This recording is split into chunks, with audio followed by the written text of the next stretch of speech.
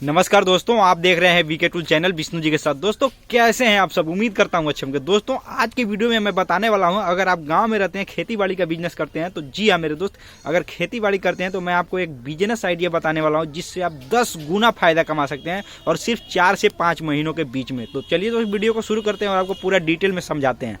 दोस्तों जिस प्रोडक्ट की मैं खेती करने की बात कर रहा हूँ, आप चाहें तो उसको थोक में या रिटेल फुटकर में भी बेच करके आप आराम से पैसे कमा सकते हैं। और दोस्तों आप इसमें जितना लागत लगाएंगे उससे 10 गुना आपको फायदा उसमें होने वाला है। और खास बात यह है कि वो ऐसा प्रोडक्ट है जो हर टाइम हर आदमी वो खाता है और हर समय उसका यूज किया जाता है। जी हाँ मेरे दोस्त। और दोस्तों खास बात इसमें यह है कि ये विश्वसनीय प्रोडक्ट है, विश्वसनीय चीज़ है।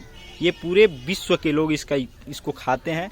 इसको खाद्य सामग्री में उपयोग किया जाता है और खाया जाता है और प्रतिदिन हर इंसान खाता है। जी हाँ मेरे दोस्त, वही सामान आपको अपने खेत में उगाना है। और दोस्तों उसमें ना का तो सवाल ही नहीं है, न उगने न लगने और सूखा पड़ने पानी लगने का सवाल नहीं है। दोस्तों मैं जो आइडिया आपको बता रहा हूँ, अगर उस तरीके से अगर आप खेती करते हैं तो निश्चित तौर पे आप उससे 10 गुना से भी ज़्यादा आप फायदा कमा सकते हैं। जी हाँ मेरे दोस्त, 10 गुना से भी ज़्यादा आप फायदा कमा सकते हैं। और दोस्त अब चलिए हम वीडियो को अब बताते हैं कि किस तरह से, इस वीडियो में ये बताते हैं कि किस तरह से उसका शुरू किया जाता है, खेती करने का तरीका। दोस्तों सबसे पहले हम आपको बता दें कि ये कार्तिक के महीने में इसकी बुआई की जाती है।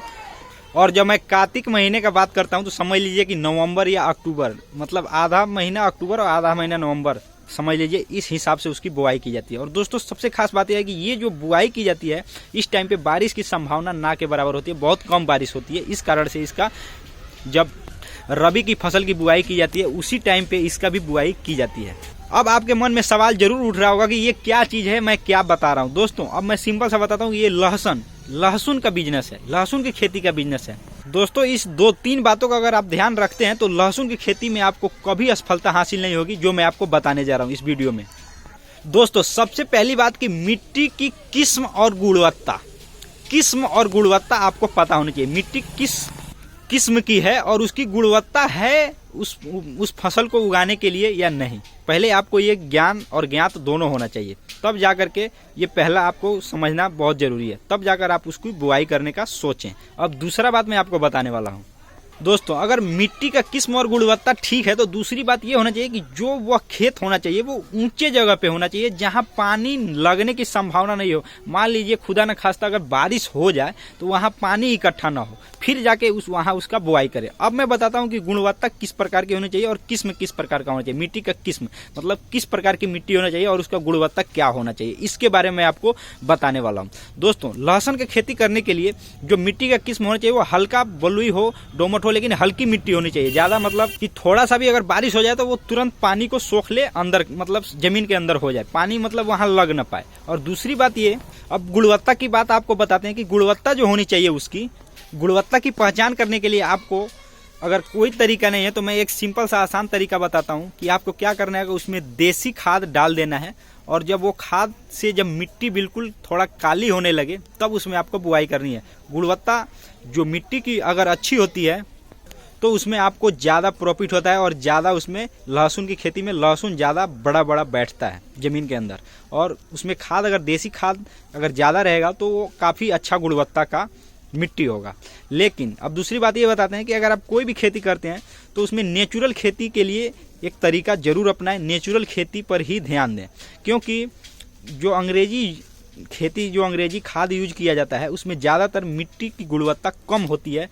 उसका जो जिस तरह से इंसान का इम्यूनिटी कम होता है ठीक उसी प्रकार मिट्टी की भी इम्यूनिटी जो होती है उसको नुकसान पहुंचती है। तो इस कारण से नेचुरल खेती पे जोर देना चाहिए। देसी खाद उसमें डालना चाहिए, भैंस का गोबर, गाय का गोबर, बैल का गोबर, बकरी का लेड़ी, इस प्रकार की खेती आपको ज़्यादातर इसमें करना चाहिए। क्योंकि अगर भैंस या गाय का उसमें गोबर डालते हैं तो वो 2-3 सालों तक उसमें खाद डालने की आपकी ज़रूरत नहीं पड़ेगी। बहुत कम खाद डाल करके आप चाहें तो उसमें उतना ही उपज हर सालाना निकाल सकते हैं। लेकिन अगर उसी खेत में आपने कोई भी फसल लगाया हो, कोई भी मान लीजिए धान गेहूँ कुछ भी बोया हो, लेकिन अगर उसमें अंग्रेजी खाद का यूज मान लीजिए हर बार करते हैं, ज़्यादातर अंग्रेजी खाद ही डालते हैं, देसी खाद का यूज नहीं करते, तो उसकी जो मिट्टी की गुणवत्ता होती है वो उसको नुकसान पहुंचता है और वो धीरे धीरे आपकी मिट्टी जो है उसकी गुणवत्ता कम हो जाती है, जिसके कारण से वो बार बार अंग्रेजी खाद ही मांगता है खेत, देसी खाद पे भी सुनवाई नहीं करता। तो इस कारण से देसी का ही प्रयोग कीजिए, धीरे धीरे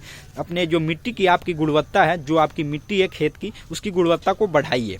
खास बात सबसे बताने वाली ये बात थी कि गुणवत्ता और किस्म दोनों का पहचान हो। अगर ऊंचे ज़मीन पे हो जहां पानी लगने पे तुरंत सूख जाता हो, या चलिए एक दिन लग जाए लेकिन दूसरे दिन सूख जाता हो, उस जगह पे आप लहसुन की खेती कीजिए, आपको निश्चित तौर पे फायदा होगा। लेकिन अगर इसके अलावा विपरीत हो, आपका सारा कंडीशन, खेती करने का कंडीशन, जगह, मिट्टी अगर इसके विपरीत हो जो मैं इस वीडियो में बताया, तो लहसुन का खेती बिल्कुल ही न कीजिए। तो दोस्त, आज के वीडियो में मैंने सिर्फ आपको इतना बताया कि लहसुन का खेती अगर आप करते हैं तो ये आपके लिए बहुत फायदेमंद है और उसमें कम लागत में किया जा सकता है। और ख़ास बात यह है कि इससे 10 गुना तक फायदा से भी 10 गुना से भी ज़्यादा फायदा कमाया जा सकता है। दोस्त, आज के वीडियो में बस इतना ही। फिर नए वीडियो के साथ मिलेंगे, नए टॉपिक पे बात करेंगे। और गाँव में रहने वाले लोगों के लिए हम हमेशा मोटिवेशनल और कुछ करने, कुछ कमाने, कुछ करके गुजरने के लिए हमेशा इस वीडियो को बनाते रहेंगे। और मैं आपसे रिक्वेस्ट करता हूँ, आप हमारे अगर वीडियो को देख रहे हैं तो वीडियो को एक लाइक और चैनल को सब्सक्राइब जरूर कर दीजिएगा। तो चलिए दोस्तों, फिर मिलते हैं नेक्स्ट वीडियो में, तब तक के लिए जय हिंद, जय भारत।